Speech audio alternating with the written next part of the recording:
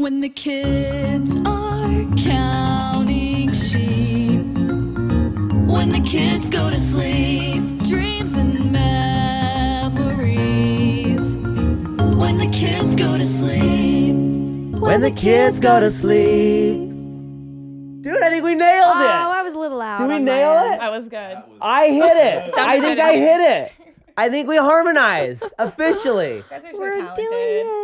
Whoa, we're doing it. I have literally never done that in all of my trying to sing. Right. Dude, Rolf, I want you to like send that, like just that little clip to me, okay? Make a remix. Make a loop out of it, a 20-minute loop, and just keep replaying it. I want to listen to that on my That runs. would be awful.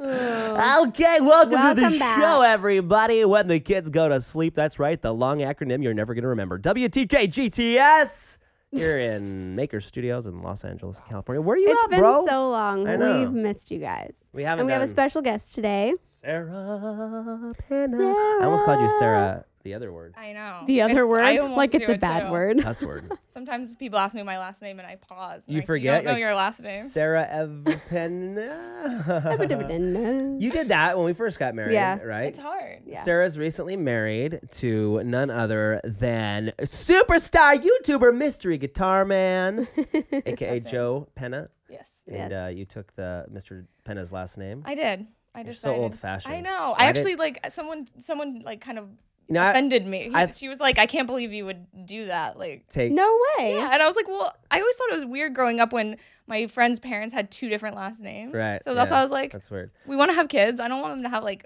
It's weird. As far as Sarah is concerned, trust me, as far as when it comes to like the strong woman category, she's got it down.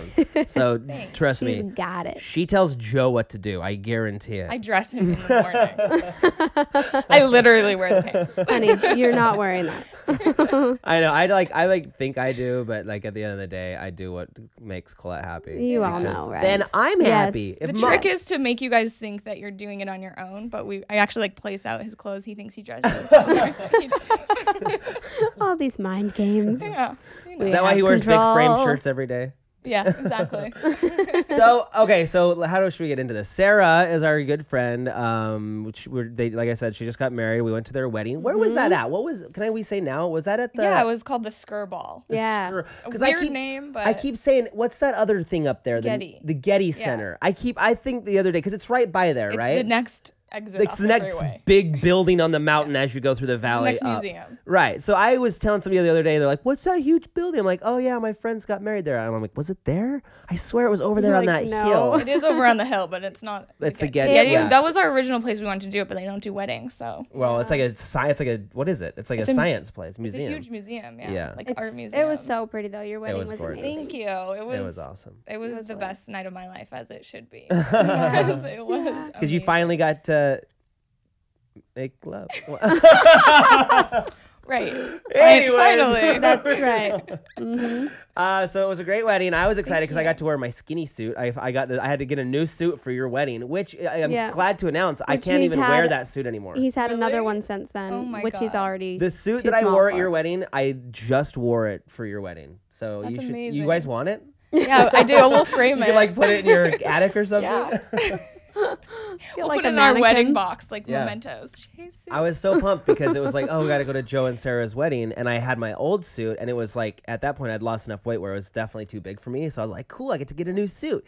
And then I lost more weight since your wedding. And then I didn't even need it. I anymore. remember the vlog. I You were don't- like texting me, like, can I say that I'm going to your wedding? Right, I know right. we had some weird rules. Around. Right, because I was vlogging that I was buying a suit for her wedding, and so I like remember that night as we were going to the mall to buy the suit. I was texting Sarah, "Hey, can I vlog that I'm going to your wedding?" And she's like, "Yeah," because you just don't want to ruin their wedding or anything. Yeah. She's like, "Just don't tell anybody where it is." Mystery Guitar Man fans would be ziplining down the Getty Center. They'd like latch a thing to the Getty Center roof and. Zzz, Well, we were starting to get Joe. tweets like, I can't wait for your wedding. Like, I'm going to be there. And you're I like, was like, what? Oh, What? who That's are you? crazy. That's crazy. So, okay. So for those of you who don't know who Mr. Guitar Man, he's obviously a YouTuber. You can check him out. He has, all these great videos. And Sarah, his wife, has started a digital company, kind of like Maker Studios. Well, we're competitors, aren't we? Well- Are we competitors, Sarah? I get that question, you know what, like We're- every day. You probably do, I do. right? And this is my answer. I don't see us as competition. I think on the talent side, yes, there's some competition. Like sometimes we want to sign the same person. Right. But you guys, Maker is much more production focused, and we're much more of a marketing and PR company. So we actually send people to Maker if we think, okay, you guys really need production. We don't have the infrastructure set up for production. We're much more, if you're a self-contained production unit, we will do marketing and PR and collaboration and audience development and So let me say this in words that everybody will understand. Okay. Oh, yeah, sorry. I forgot who She's a businesswoman, okay? I go into that mode. If you make your own videos and you don't need anybody to help you shoot them or edit them or anything, they're great for getting you like brand deals or like helping you, get on new shows. Audiences and PR. Yeah. And that's how we met actually, is a brand deal. Like that's how did we, I think the Crank thing, you were in charge somehow through Ezra. Is that how that first? No, we actually met on the set of Zombies. Did we really? I was in zombie makeup though, so you wouldn't remember. Ron, hi, I'm Ron, Serious? Chopped my head off with a shovel. In Zombies. Yes. That's on the station, dude. That's very like glamorous. First video. I was in the very first video No on the way. station. Yep. I got to go back and watch that. I was chasing Michael Gallagher. That is as a zombie. hilarious. Yeah. Oh, so the very, very first one. I'm thinking about the bus one. No, the very that first very, video. very first one. No way. I'm going to go back. And you're in the video? I'm in the video. I got to go back and watch that. I had no idea. That's hilarious. That has like Shane Dawson and just Philip DeFranco and, Dave Days, Justine, Lisa, me, Kassem. What a day, Derek. And like, so I was there because I was kind of like seeing how Tony Valenzuela was as a director because he was pitching a show to a company I was working for at the time. Interesting. But they wound up putting me in zombie makeup, so everyone thought I was one of like the kids who won the Twitter contest. Oh, you like got lucked out and got to be. Yeah, I was like, I don't even know like what this is, Great. let alone like how to win a Twitter contest to be. So yeah, now you own a digital company that promotes all these big YouTubers. So you have obviously, I'm glad that Joe signed to your company. Yeah, it was. It took a lot of convincing to sign him. I had to marry him. So, to get that was. I'm really dedicated. That's job. I always say Good that job. about that was the best sales deal I ever did when I convinced Colette to marry me or whatever. It was difficult. It was but like I finally gave in. It was a 1.5 year process. It took a long time.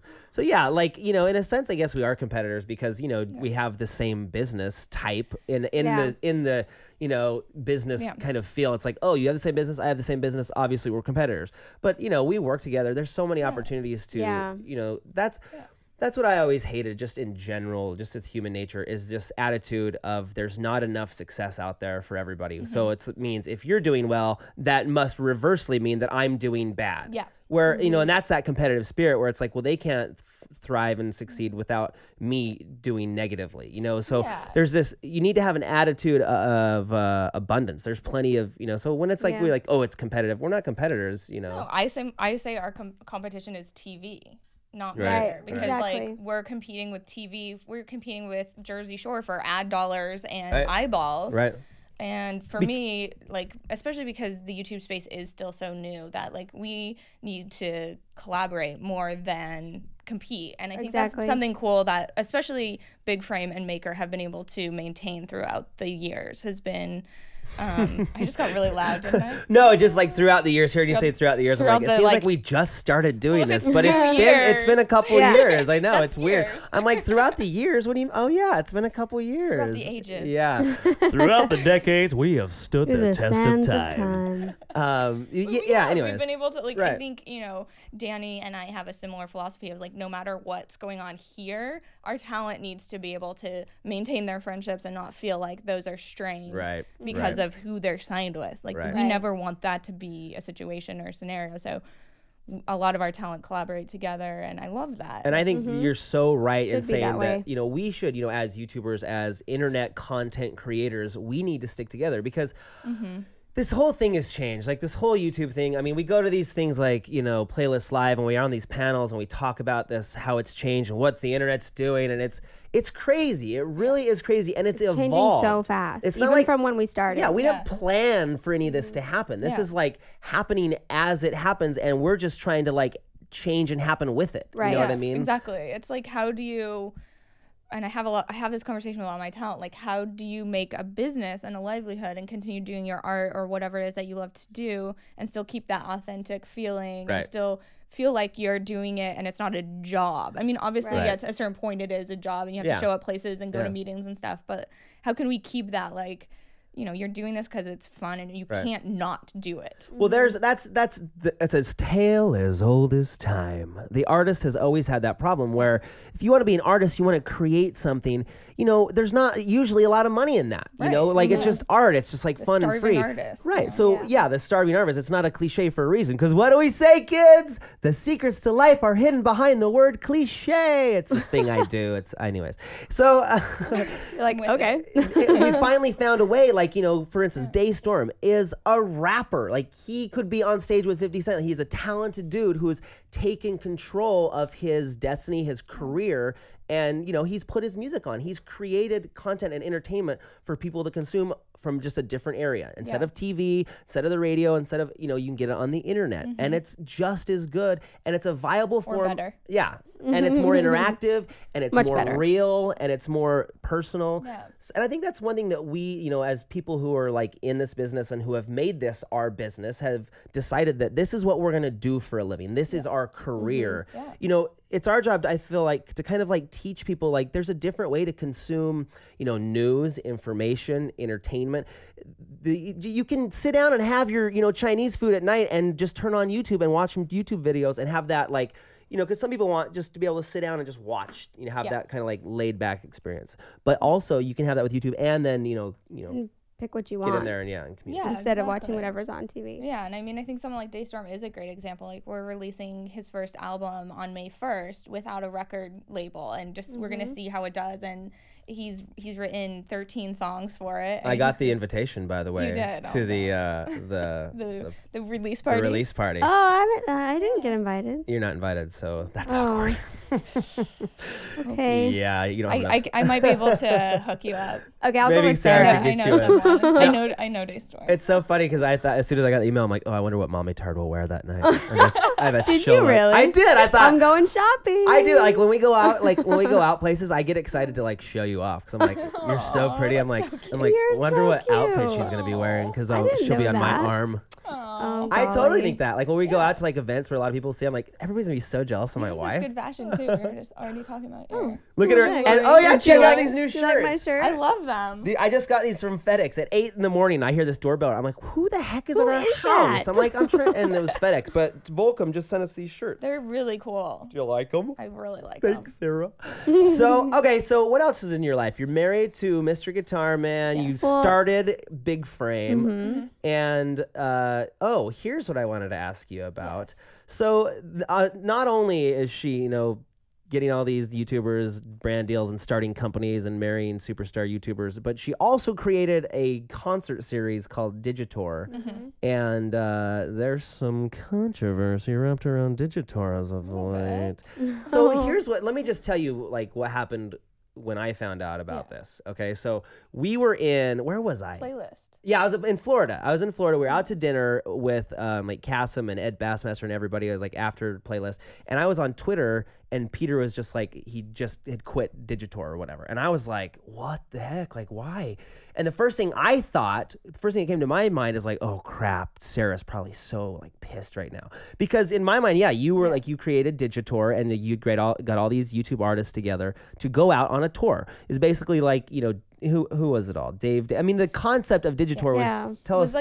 So the original concept when we developed it 2 years ago was, to bring people like Daystorm and Dave Days and Gregory Brothers and Key of Awesome out on the road and use their collective kind of marketing, power to bring fans to venues and then also to see their favorite videos, performed live, basically. Yeah. And it was going to, the whole idea was, okay, once this thing becomes kind of bigger and we prove it, we can then bring on smaller acts and break them that way and kind of create community, because that's something that's always been really, really important to me, and everything that I do is creating community. So, all of the shows that the original content that we're creating has elements of building community. In my mind, the Digitour was a place to build community with the fans. I mean, a lot of people, VidCon and Playlist are really expensive, so not everybody can make it. So we were kind of like, okay, well, we're going to do... We'll come to you, basically. We'll come to you, and it will be but more music-based. Right. So it's kind of like a Warped Tour or something, you know. You got some of your favorite YouTube musicians together to go out to and cities travel around the around country to and- meet you. So then, yeah, I saw that Tweeter Peter. I saw that Nice Peter had quit Digitar, and I was like, oh crap, Sarah's gonna be pissed because you know we're friends with you, Yeah. and that was my first thing. So I was like going to Peter's producer Mickey, and I was like, oh, should I call Sarah and like see what's going on? And so then I texted Sarah, and she's like, actually, I quit Digitor too, and I was like, what's going on? So do you want to like clear? Yeah, some, I mean, don't- obviously, I have you to didn't be exactly quit. Well, yeah, I have to be kind of careful how I frame it, but basically, big you frame know, it. You have to be careful how you big frame it. exactly. Marketing. Thank you. Good branding. But basically, things started going against the original mission of building community and, started, and it's back to the conversation of how do you monetize something but keep the authenticity. And I think this is a case where we see that didn't work. Right. It is expensive to go on the road. So you do need sponsors. I mean, VidCon playlists, everybody has sponsors, but I think there's a way of kind of integrating those sponsors that maybe didn't kind of play out exactly how it should have in this case. Okay. And I started seeing some things on the artist side that I didn't agree with, and I spoke up and kind of butted heads with the other people involved.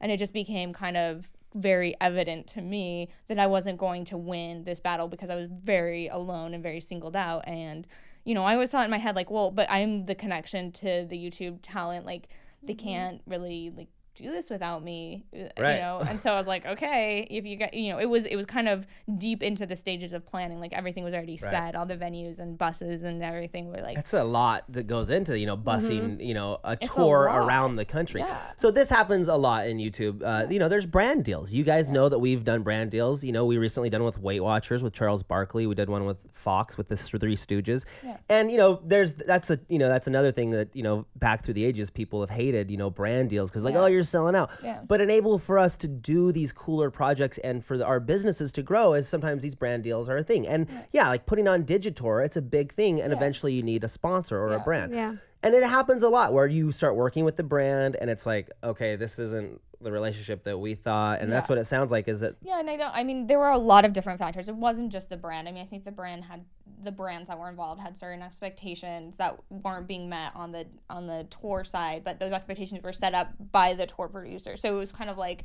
had things whenever I do a brand deal, the expectations are laid out on the table right from the get-go. Like, I know what my talent will and won't do. So they come to me and they say, we want Daystorm to do a country song and promote like Twinkies or something. He's a fitness guy. I'm like, okay, a hip hop fitness guy. I'm like, okay, I know automatically that's not going to work and I won't sign him up for that. If you want to kind of tap into what he's already created and create something with him, that's he gets a little production budget so he can actually make it cooler and bigger, then that's the way that everyone's going to get value out of it. They're going to benefit the most. And that's true because as we started doing brand deals, that was always the hard part because these brands are like, well, we don't want you dragging our brand through the name or our brand through the mud because they wouldn't trust, they're nervous about what are these YouTubers going to create. Right. But that at the end of the day, that's how you are able to integrate these brands is if you are able to make something that you would make anyways, like Daystorm would make a song anyways, like with Pepsi. He has a great opportunity. He got to be on a national commercial and, he made a cool song using some, the things. And he would do that normally. Right. Anyways, and it's a cool piece of music and art that he would create anyways. And then, like Mr. Guitar Man, got to do with McDonald's, doing those commercials. So anyway, so you were off the Digitor. Yeah, and things just kind of, I think, out on the road. I was on the road last year, and emotions are a little more raw out there because you're out of your comfort zone. Sleeping, you're not showering. You're sleeping in like a coffin-esque Right. situation. I was on Charles Trippy's tour bus on his little. I got on this little cot and I was like, whoa! I thought it would be kind of cool. It's like a little cozy like sleeping area. I thought it was like a cave. I don't know.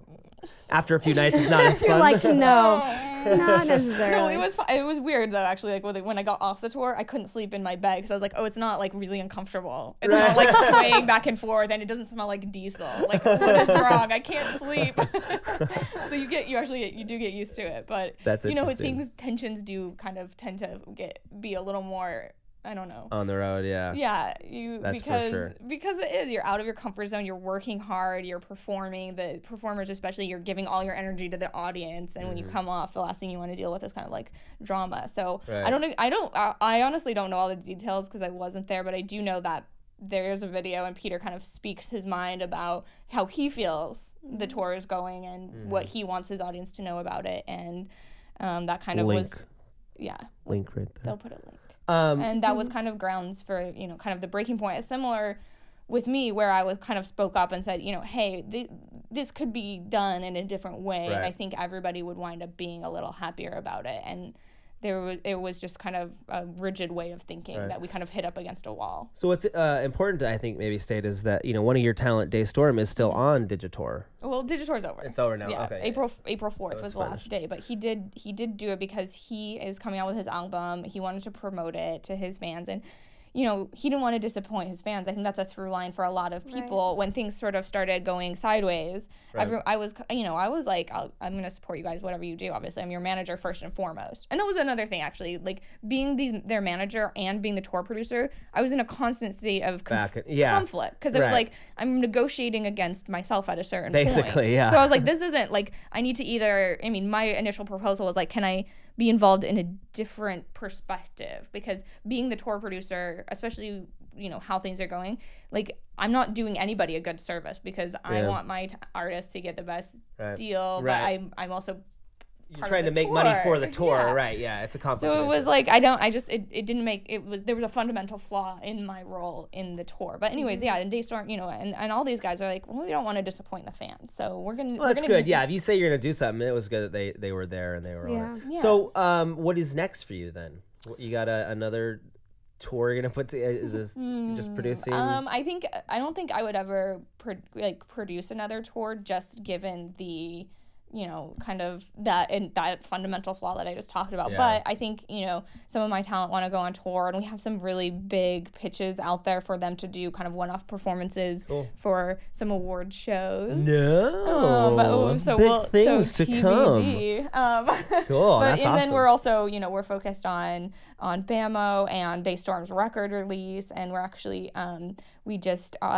we're producing some original songs for Kimmy Smiles, and we're gonna do like a zombie versus Smiles. So is this? Can I ask a weird question? Are her and Dave days? Is that awkward? I try to stay out of that. No.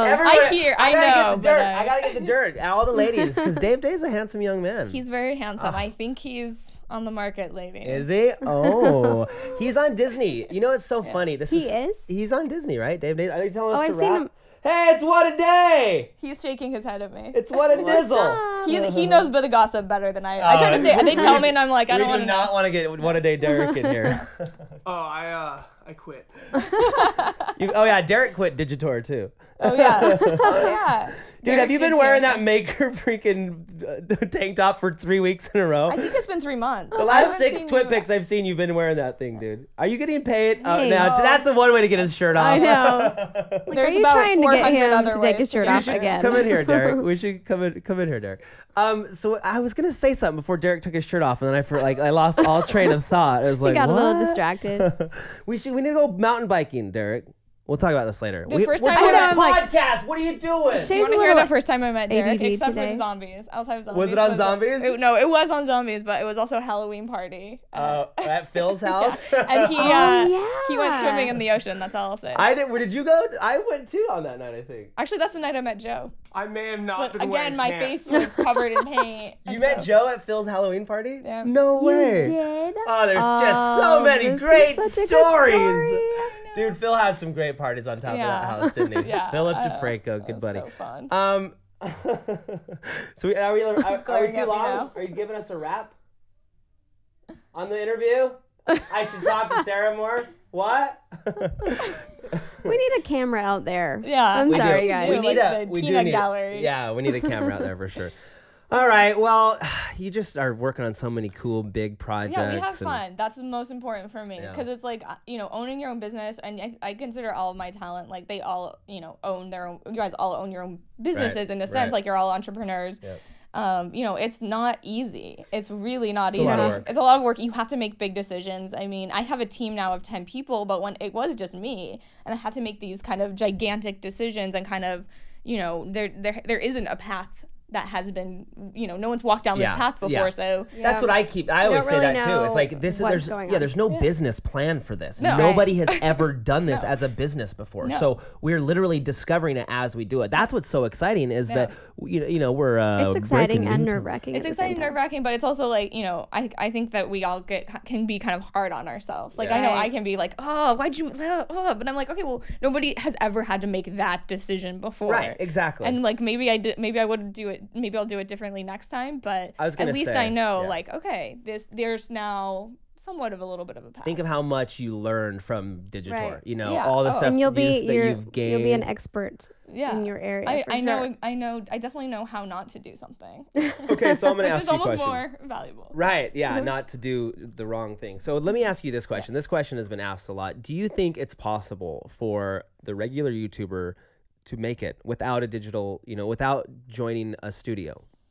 I think unfortunately it is getting harder and it's almost impossible. Yeah. And I mean, as a network, you know, okay, that's, you know, on paper that's good for us, but you know, in reality, I'm kind of like, well, you know, I want people to still feel Be honest. Yeah. It's not, I mean, and you were very honest, because I think, like the PC is like, I think you could, if you just share your content together.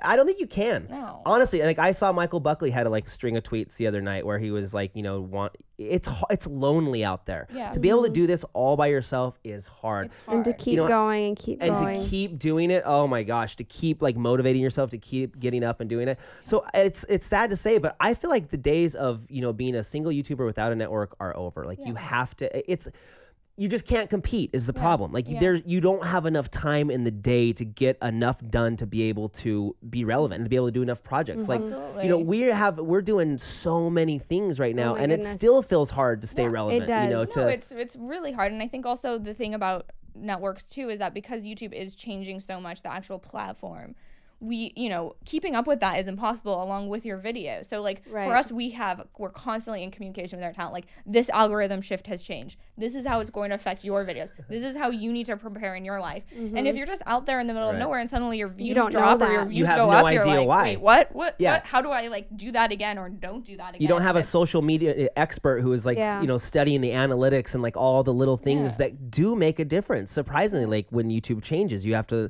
you know, instead of complaining about you have to figure out like, okay, well, how does the new system How do work? I work with it? Because it's constantly And changing. you have to change, and that's like some of the hardest. That's why some people will not succeed in this, because they're not willing to change. You have to Like, change. how do we keep and change evolving sucks. with the change? Yeah, if you don't change, then you'll just stay the same, and you have to just accept that. Like that's something that's going to happen. We're going to have to alter the way we do things to just keep up. So and it's just too much for one person to do. So I do think, and I mean, there are kind of like smaller little networks that are forming out there that I'm happy about. Like, oh my God, this is so embarrassing. I'm blanking on his name in Canada.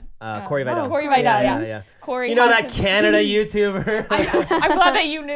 I was like, as soon as I said- Corey, no, he. Yeah, he has Corey's- like a cool kind of thing going up there because No, it can totally. be kind of lonely. and I remember I'm going up happy to about it. YouTube, and me and Wazy Waiter were up there doing a video with Corey, and he said that. He's like, it's hard up here because there's nobody to collab with. Like, he wanted to still be a YouTuber, but Corey he's a great example. He got some people around him and started working together, and And they have their little thing going. And I always tell people too, like, I think there's a perception and kind of an obsession with views. And like, obviously that's important. And obviously, like, the more views, the more opportunities you're going to have and all of that. But there's also like YouTubers who don't have billions or millions of subscribers or even hundreds of thousands, but they have this like community. Right. And again, like I don't want to sound like a broken record, but it is so important. That's Like the I think most Weezy Waiter's important. a great example. Like beard lovers or the vlog brothers, I you know, love- the nerd fighters, like that community will die Strong. for them. Totally. Like and they will follow them everywhere. And that's so true, because like, you know, they're not number one on YouTube. They're not, you know,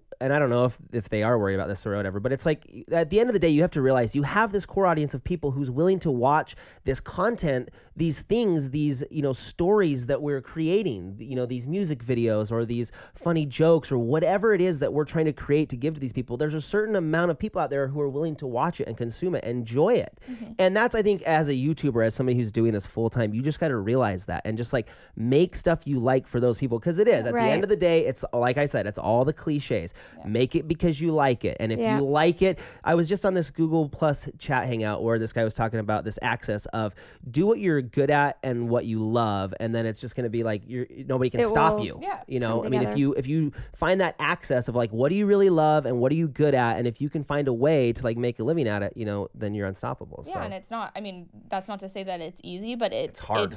At least it's rewarding and you feel like you're doing something. Like it's challenging, but I wake up every day. I wake up every day and I'm like, I'm so ready for this day. And I'm so excited to grow and work with the talent that I get to work with. And it's not easy, but it's really exciting and it's fun. But it's a dream come true, really. I mean, it's like we're living our lives as entertainers, really. And it's like we're not millionaires or anything, but you're able to sustain your life. And there is a possibility for other people to do that too. I hate to sound discouraging because if you're a lone YouTuber out there that doesn't have all this help, you don't have a network behind you, I'm not gonna lie, it's gonna be really hard because I've been doing this as a constant thing in my brain. Like I say this is like a full-time job, but it's something that is like it's a lifestyle. Always in my mind. Like I should have linked this to that, or I should have tweeted this, and I should have said this. I'm constantly every little thing I am like, and she can attest to it. So it is like it's a full-time job, and now not only is it, and am I constantly thinking about it, we have 6 people that work just for us to help us get all of our web series and stuff and the podcasts and everything. So yeah, it's a dream come true of a dream we never had, but it is a full-time job. It's definitely a full-time job, and it is our career, and we love it. Yeah, but I think it's really exciting to see. I think there was a perception when I started in the community of like, okay, this is a launching pad to something else. And I was always like, no, like stick with it. This industry will get legitimized. You guys will be household names. Like you have to just stick with that. And we're still not quite there yet, but the legitimacy is coming and it's so exciting. And I feel like this is the year to really feel like, no, this isn't, I mean, it's great. You can be on TV shows or have a TV show. Like, I'm so excited for Annoying Orange. I'm so proud of those guys and everything that they've done. But they're still like, we're still doing YouTube because this is an industry and this is the new entertainment. And that is really exciting to be part of. Right. I feel like it's more exciting to be part of a new platform that is going to, raise up and everybody will know about instead of like, oh, I'm going to use this to make it in TV, you know, and we said this, we had a talk with a guy the other day that said, so you're telling me if NBC executives came to you right now and said, you could have your own sitcom, if it meant that I had to like erase all, because I know that people that have had opportunities to do TV shows and they wanted them to erase all their YouTube stuff. They wanted to take all that down. If I had to do that, I would say no. I don't care what show it's on. I don't care what movie it's for. If I had to take all that stuff down, it wouldn't be worth it. Even like not worth it just because of memories and stuff like that. But I think in the long run, even monetarily, it wouldn't be worth it. Right. And control of your own IP. I mean, not to get too technical, but like owning your own content is something that is so rare in the entertainment industry. I mean, you could just, like take Sync, for example. That's one of the projects that Quarter Digital is doing on BAMMO.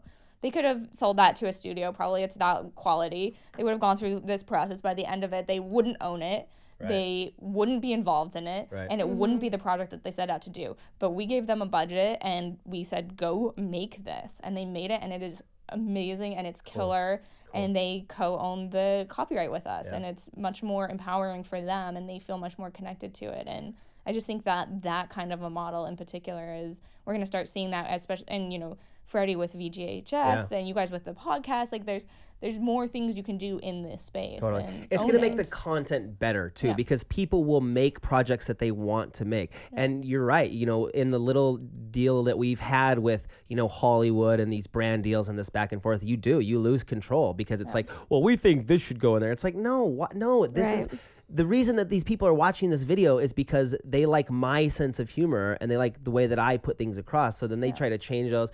Yeah, so losing that ownership, that creative control is probably one of the most valuable things that we have, I think, really, so too. As YouTubers and in this space. It's like we can just, the other day I bought... Sorry, I'm getting the Rapid. Yeah, we got I don't want to... I bought 100... Should we tell this? We're at Costco. Actually, I don't want to tell because her husband will hear and he'll get an idea. I have this idea well, for don't a video. say, no, you can't. But it's just like You can't use it because somebody else might have to take the idea. I'll just say this: we're in saw Costco. an idea. We're in Costco, and I saw this item that I thought that's a random item to have a bunch of. Because at Costco you see these giant boxes, so I'm like, I'm gonna buy those, and it was Colette's like, what are you gonna do with all those? I'm like, I have a video idea. So it's just like random ideas. And then I saw a bridge on my bike ride the other day, and I thought, I'm gonna take those items I found at Costco, and I'm gonna take that bridge I saw on my bike ride, and I'm gonna combine the two, and I'm gonna get Chaim Ron to make a music, like a song, and then I'm gonna like put it all together in this like video. And like I've just been thinking about that. I'm like, that's so cool that I can wake up and be like, whoa, and like just put it all together, and then create this thing and be like, okay, here's what do you guys think? Do you think it's good? And then That's what it's like being married to Mr. Guitarman. right, Yeah. He's like, ooh, I could make a video. We're at a Radiohead concert and he's on his phone, and I'm like, what are you doing? He's like, I'm getting so many ideas. Like, right. and That's why I I'm don't like, want to say this idea, because like what I want to I should ask him to help me with this idea. Mystery Guitar Man, will you do a video collab idea with me? Your manager says you have to. Yeah. We have to wrap. We're having so much fun though. Okay, I think- seriously, I want to.